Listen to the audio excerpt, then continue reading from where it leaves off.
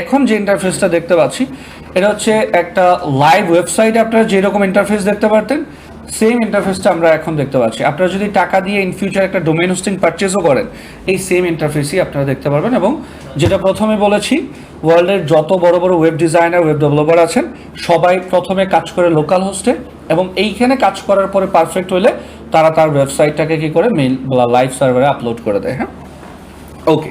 এখানে আসার পরে আমাদের কাজ হচ্ছে জাস্ট এই জায়গাটাকে একটু গুছিয়ে রাখা। সো আমরা এগুলো সব হিডেন রেখে দিতে পারি, অথবা আপনি যদি চান ভাই এগুলো আমি এখানে দেখাই দিয়ে যাচ্ছি না, সমস্যা নেই, আপনি এই সবগুলোকে হাইড করে দিতে পারেন। কীভাবে হাইড করতে পারেন? এখানে একটা অপশন আছে, দেখেন স্ক্রিন অপশন দেখতে পাচ্ছি। এই স্ক্রিন অপশনে যাবেন, এই সবগুলো এখান থেকে টিকমার্ক উঠে দেবেন, দেখবেন এই জায়গাটা একদম টোটালি ব্ল্যাঙ্ক থাকবে। আপনি পরবর্তীতে আপনার মতো করে এখানে কোনো কিছু ড্রাগ এন্ড ড্রপ করে রাখতে পারবেন। হ্যাঁ, ওকে। সো আমরা কি সবাই ওয়ার্ডপ্রেস ইনস্টল করতে পারবো? জ্যাম ডাউনলোড করলাম, ওয়ার্ডপ্রেস ডাউনলোড করলাম, এন্ড ওয়ার্ডপ্রেস আমরা ইনস্টল করে ফেললাম। ওকে, তার মানে এখন আমাদের কাছে একটা ওয়েবসাইট আছে। এই ওয়েবসাইটের ভেতরে আমরা চাইলে এখন কাজ করতে পারবো। শুধু একটা জিনিসই করা যাবে না, এই ওয়েবসাইটের র্যাঙ্কে নেওয়া যাবে না। র্যাঙ্কে নেওয়া ছাড়া বাকি সব কিছুই আপনি এই ওয়েবসাইট দিয়ে করতে পারবেন, সমস্যা নেই। হ্যাঁ, হ্যাঁ। এখন আমরা যে জিনিসটা দেখব সেটা হচ্ছে আমরা একটু ওয়ার্ডপ্রেসের এই বাম পাশের ড্যাশবোর্ডটার সাথে একটু পরিচিত হব, কোনটার কাজ কি সেটা সম্পর্কে একটু জানবো। এখানে বেশ কিছু ইম্পর্টেন্ট ফ্যাক্টর আছে, সেগুলো নিয়ে আমরা কথা বলবো। সো এটা তো হচ্ছে আমাদের ওয়ার্ডপ্রেস ড্যাশবোর্ডের একদম হোম। এরপরে আমরা আপডেটে যাব। আপডেটসে যাওয়ার পরে দেখতে পারবেন আপনার কোনো থিম অথবা কোনো প্লাগইনের আপডেটের প্রয়োজন আছে কিনা। সো সেই জিনিসগুলো আপনি এখানে দেখতে পারবেন। যেমন আমরা ওয়ার্ডপ্রেসের কোন ভার্সনটা ইউজ করতেছি, 6.7.1। এটা হচ্ছে অলরেডি লেটেস্ট ভার্সন, বাট তারা বলতেছে রিইনস্টল ভার্সন 6.7.1। আমরা কি করব?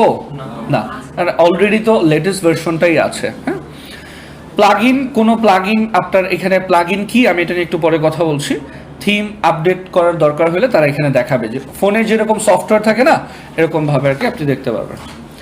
এরপর আমরা আসি পোস্টের বিষয়টা হচ্ছে আমরা আমাদের ওয়েবসাইটে যাবতীয় যত ধরনের কন্টেন্ট পাবলিশ করব সবগুলো পাবলিশ হবে পোস্ট হিসেবে। কি হিসেবে?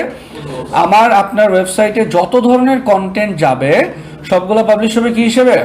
পোস্ট হিসেবে। ধরেন এক্সাম্পল স্বরূপ আমি একটা ওয়েবসাইট যদি আপনাদেরকে দেখাই, ধরেন আমি এটা দেখাইলাম। ওকে, সো এই ওয়েবসাইটটা একটা ওয়ার্ডপ্রেসে তৈরি করা ওয়েবসাইট, এবং খুব অল্প সংখ্যক কিছু কন্টেন্ট এই ওয়েবসাইটে আছে, এবং এই ওয়েবসাইটটা মোটামুটি হিউজ কিওয়ার্ডের র্যাঙ্কে আছে।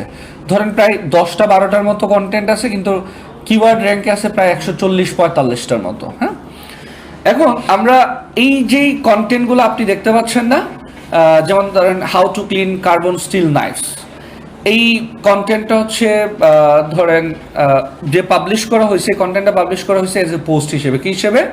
পোস্ট হিসেবে। আচ্ছা, পোস্ট, পেজ এবং ক্যাটাগরির মধ্যে পার্থক্য একটু বলে দেই। আমার ওয়েবসাইটের যাবতীয় কন্টেন্ট পাবলিশ হবে কি হিসেবে? পোস্ট হিসেবে। স্ট্যাটিক যে বিষয়গুলো যেগুলো চেঞ্জ হবে না সচরাচর সেগুলো পাবলিশ হবে পেজ হিসেবে। যেমন ধরেন একটা ওয়েবসাইটের 4টা পেজ ম্যান্ডেটরি, যে কোনো ওয়েবসাইটে আপনি তৈরি করেন না কেন এই পেজগুলো আপনার থাকতে হবে। 1 নাম্বার হচ্ছে about us page,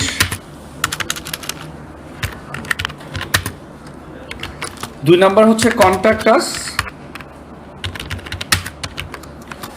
and 3 number হচ্ছে প্রাইভেসি পলিসি, 4 নাম্বার হচ্ছে কুকিজ পলিসি। একটা ওয়েবসাইটকে যদি আপনি তৈরি করতে চান বা একটা ওয়েবসাইটকে নিয়ে র্যাঙ্কে যেতে চান, গুগলের কাছে অথেন্টিক থাকতে চান, এই 4টা পেজ হচ্ছে ভাই আপনার জন্য কি হবে? ম্যান্ডেটরি, যে আপনার এই 4টা পেজ ওয়েবসাইটে থাকতেই হবে। আমার স্ট্যাটিক আর ডাইনামিক কি বুঝি আমরা? স্ট্যাটিক মানে হচ্ছে যেগুলো সচরাচর চেঞ্জ হয় না, ডাইনামিক মানে হচ্ছে যেগুলো সচরাচর চেঞ্জ হয়। এখন আপনি বলেন অ্যাবাউট আস কি প্রত্যেকদিন চেঞ্জ করে মানুষ? এই page, contact us, privacy policy, না, এগুলো চেঞ্জেবল না। হ্যাঁ হ্যাঁ, আচ্ছা। সো এই 4টা হচ্ছে মূলত আমরা কি হিসেবে পাবলিশ করব? পেজ হিসেবে। আবারও বলছি, যেগুলো স্ট্যাটিক, যেগুলো সচরাচর চেঞ্জ হবে না, এগুলো আমরা পাবলিশ করব কি হিসেবে? পেজ হিসেবে। আর আমার কন্টেন্টগুলোকে পাবলিশ করব আমি কি হিসেবে? পোস্ট হিসেবে। ক্লিয়ার সবাই? ওকে, এই জিনিসটা মাথায় রাখবেন। আপনার ওয়েবসাইটে এক্স্যাক্টলি কতগুলা পোস্ট আছে আপনি দেখতে পারবেন এইখানে। আমার ওয়েবসাইটে এখন কোনো পোস্ট আছে থাকবে না, এটাই স্বাভাবিক, কারণ আমি তো কোনো পোস্ট করি নাই। সো একটা ডিফল্ট পোস্ট থাকে, এটা ওয়ার্ডপ্রেস থেকে তৈরি করা, যেটার নাম হচ্ছে হ্যালো ওয়ার্ল্ড। সো আমরা এই পোস্টটাকে কি করে দিব, ক্র্যাশ মানে ডিলিট করে দেব। এবার আমরা যদি নতুন কোনো পোস্ট এখানে করতে চাই, সেক্ষেত্রে আমরা জাস্ট কই চলে যাব, এই যে অ্যাড নিউ পোস্ট, অথবা এখান থেকে অ্যাড নিউ পোস্ট, এইখান থেকে হচ্ছে আপনি ওই পোস্টের টাইটেল দিবেন, এইখান থেকে ওই পোস্টটা দিবেন। চাইলে এখানে আমরা ছবি এগুলো আমরা ইন ফিউচার দেখবো যে কীভাবে একটা পোস্ট প্রপারলি করা লাগে। সো আমরা এখানে ছবি সব কিছুই অ্যাড করতে পারবো। ধরেন আমি এক্সাম্পল স্বরূপ এই কন্টেন্টটাই যদি এখান থেকে কপি করে নিয়ে আসি, বাট আপনাদের ওয়েবসাইটে কি আপনারা চাইলে কন্টেন্ট কপি করে দিতে পারবেন? পারবেন না। নাইস। ওকে, সো এই হচ্ছে ধরেন আমার পোস্টটা, এবং আমার এই পোস্টের যে টাইটেলটা ছিল, আমি এই পোস্টের টাইটেলটা এখান থেকে কপি করে দিচ্ছি। এখানে আমি টাইটেলটা বসায় দিলাম, এবং ধরো আমি এটা পাবলিশ করে দিই। আমি কোনো এসইও কিচ্ছু করি না কিন্তু, হ্যাঁ, জাস্ট ভিউ পোস্টে যদি ক্লিক করি, এটা হচ্ছে আমার পোস্টের মানে আমাদের ওয়েবসাইট যেটা আমরা ইনস্টল করেছি ওই ওয়েবসাইটের পোস্ট হচ্ছে এটা। আপনি অন্য জায়গা থেকে কপি করে এনে যদি আপনার লাইভ ওয়েবসাইটে দেন, তাহলে ডিরেক্টলি কপিরাইট স্ট্রাইক খাবেন। আপনি কোনো জায়গা থেকে ডাউনলোড করে সেটা আপনার পিসি থেকে আপলোড করলেও আপনি কপিরাইট স্ট্রাইক খাবেন। কিছু স্পেসিফিক জায়গা আছে যেখান থেকে আপনার কপিরাইট ফ্রি ইমেজ আমরা খুঁজে পাবো, সেই জায়গাগুলো নিয়ে পরবর্তীতে আমরা কথা বলবো, সমস্যা নেই। হ্যাঁ, যে ইমেজ আমরা কোত্থেকে দিব, এই ওয়েবসাইটে যা যা ইমেজ আছে, এই যে ছুরি চাক্কু টাক্কু দেখতেছেন, এগুলো তো আমরা ইউজ করি নাই। হ্যাঁ, সো এগুলা কোনো না কোনো জায়গা থেকে ডাউনলোড করে দেওয়া হয়েছে, বাট কোন জায়গা, সেই জায়গাগুলো নিয়ে ইন ফিউচার আমরা কথা বলবো, ঠিক আছে? ওকে, সো আমরা হচ্ছে আমাদের ওয়েবসাইটে কি করতে পারবো, এইভাবে চাইলে একটা পোস্ট করতে পারবে, এভাবে যত ইচ্ছা আপনি তত পোস্ট করতে পারবেন, অ্যান্ড আপনার সকল পোস্ট এইখানে থাকবে। অ্যাড নিউ পোস্ট তো দেখলাম, এরপর হচ্ছে কি ক্যাটাগরি। পোস্ট যখন আমরা পাবলিশ করি, এটা কোনো না কোনো একটা ক্যাটাগরির আন্ডারে পাবলিশ করি, ঠিক না? এখন ক্যাটাগরি জিনিসটা অনেক বেশি ইম্পর্টেন্ট, তার কারণ হচ্ছে আপনি অপ্রয়োজনীয় কোনো ক্যাটাগরি তৈরি করতে পারবেন না। এটা হচ্ছে গুগলের কথা, যে ভাই তুমি একটা ক্যাটাগরি তৈরি করছো, কিন্তু ওই ক্যাটাগরির আন্ডারে মানে আপনি দোকান দিচ্ছেন, দোকানের মধ্যে কোনো প্রোডাক্ট নাই, ইউজার যখন আসবে বা কাস্টমার যখন আসবে একটা ব্যাড এক্সপিরিয়েন্স হবে না? সেইভাবে আপনি ক্যাটাগরি তৈরি করছেন, কিন্তু ক্যাটাগরির আন্ডারে কোনো কন্টেন্ট নাই, ওই ক্যাটাগরি ক্রিয়েট করার কোনো দরকার নাই। তুমি যখন ইন ফিউচার কন্টেন্ট দিতে পারবা, তখন হচ্ছে তুমি কি করবা, ক্যাটাগরি ক্রিয়েট করবা, সমস্যা নেই। সো ধরেন আমার এই ওয়েবসাইট, আচ্ছা যাই হোক, আমরা এইখান থেকে হচ্ছে ক্যাটাগরির একটা বাই ডিফল্ট ক্যাটাগরি থাকে একটা ওয়েবসাইটে, হ্যাঁ, যেটার নাম হচ্ছে আনক্যাটাগরাইজড। এই নামে কোনো ক্যাটাগরি থাকার কি দরকার আছে? আনক্যাটাগরাইজড, এটা কোনো নাম হইলো? সো আমরা এইটাকে ডিলিট করতে পারবো না, বাট এটাকে রিনেম করতে পারবো। হ্যাঁ, সো আমরা রিনেম যদি করতে চাই, আমরা চলে যাবো কোথায়, এডিট। এবার এডিটের নামটা আমি চেঞ্জ করে আমার ওয়েবসাইটটা কি নিয়ে তৈরি করবো এটা তো আমি জানি। ধরেন আপনারা এটা একটা এজেন্সি বেসড ওয়েবসাইট তৈরি করবেন, তার মানে এখানে আপনি সার্ভিস প্রোভাইড করবেন, যেমন আপনার সার্ভিস হতে পারে ডিজিটাল মার্কেটিং, আপনার সার্ভিস হতে পারে গ্রাফিক ডিজাইন। সো আমি ধরেন এটার নাম দিলাম কি, ডিজিটাল মার্কেটিং। এরপরে কি আছে, স্লাগ, ইউআরএল স্লাগ পারমালিঙ্ক। ওকে, স্লাগ আমাদের কখনোই দেওয়ার প্রয়োজন নেই এইখানে ক্যাটাগরির জন্য, কারণ স্লাগ আমাদের জন্য তৈরি করবে হচ্ছে ওয়ার্ডপ্রেস নিজে। সো আমরা এখানে জাস্ট স্লাগটা ডিলিট করে ডিজিটাল মার্কেটিং দিয়ে আপডেট করে দেখেন, এখন স্লাগ নিজে নিজে তৈরি হয়ে গেছে। এবার আমি গো টু ক্যাটাগরিসে গেলাম। এবার আমি যদি আরেকটা ক্যাটাগরি তৈরি করতে চাই, পারবো? এই যে দেখেন, অ্যাড নিউ ক্যাটাগরিস। ধরেন আমি এখানে দিলাম কি, গ্রাফিক ডিজাইন, ঠিক আছে? জাস্ট এখান থেকে অ্যাড নিউ স্লাগ দেওয়ার দরকার আছে না, কারণ স্লাগ তৈরি করবে কে, ওয়ার্ডপ্রেস। এই যে দেখেন স্লাগ তৈরি করে নিয়েছে। আমি যদি আরেকটা তৈরি করতে চাই, ওয়েব ডিজাইন দিয়ে আমি জাস্ট এটা add new category, that's it, শেষ। এইভাবে যতগুলো ইচ্ছা ক্যাটাগরি তৈরি করতে পারবেন, তবে অপ্রয়োজনীয় কোনো ক্যাটাগরি আমরা কেউ তৈরি করব না। হ্যাঁ, আচ্ছা, তারপরে আছে কি ট্যাগ। ট্যাগ আপনারা কখনোই ইউজ করবেন না, ইটস এ সাজেশন।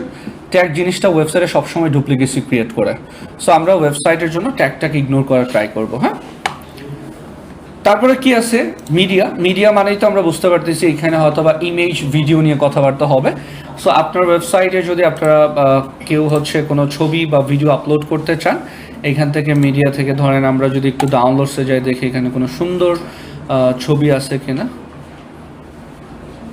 ধরো একটা সুন্দর ছবি হচ্ছে এইটা, সো আমরা এটাকে জাস্ট ওপেন করলাম, সো আমাদের একটা মিডিয়া হচ্ছে আমরা ক্রিয়েট করলাম। আমরা যদি আরও একটা চাই এইভাবে যত ইচ্ছা তৈরি করতে পারবো, সমস্যা নাই।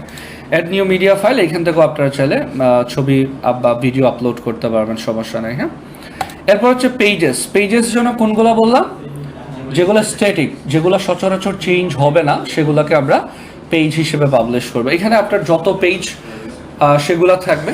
যেমন বাই ডিফল্ট আমরা কি এই পেজগুলো তৈরি করছি না, বাই ডিফল্ট দুইটা পেজ ক্রিয়েট করা থাকে, একটার নাম হচ্ছে প্রাইভেসি পলিসি পেজ আর একটা হচ্ছে কি স্যাম্পল পেজ। এই দুইটা পেজই আপনারা ডিলিট করে দেবেন।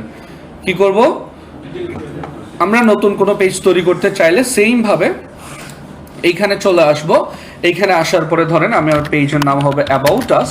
এবার আমি আমার টিম সম্পর্কে বা আমার সম্পর্কে আমি এখানে চাইলে ডিটেলসে কথাবার্তা বলতে পারি। হ্যাঁ, সো ধরেন আমি এক্সাম্পল স্বরূপ এটাই হচ্ছে অ্যাবাউট আস পেজের কন্টেন্ট। সো আমরা এখান থেকে একটা পেজ জাস্ট পাবলিশ করে দিলাম, দ্যাটস ইট। এবার যদি আমি এই যে দেখেন অ্যাবাউট আস পেজ ক্রিয়েট হয়ে গেছে। এবার নতুন একটা পেজ ক্রিয়েট করতে বললে পারবেন না আপনারা, এই যে দেখেন অ্যাড নিউ পেজ। আবার সেম ওয়েতে আমরা চাইলে আরেকটা পেজ ক্রিয়েট করতে পারবো। ক্লিয়ার সবাই? বাট আমরা কয়টা পেজ ম্যান্ডেটরি বললাম? 4টা পেজ। এই 4টা পেজ আমরা সবসময় ক্রিয়েট করে রাখবো। এরপর কি আছে? এরপর আছে কমেন্টস।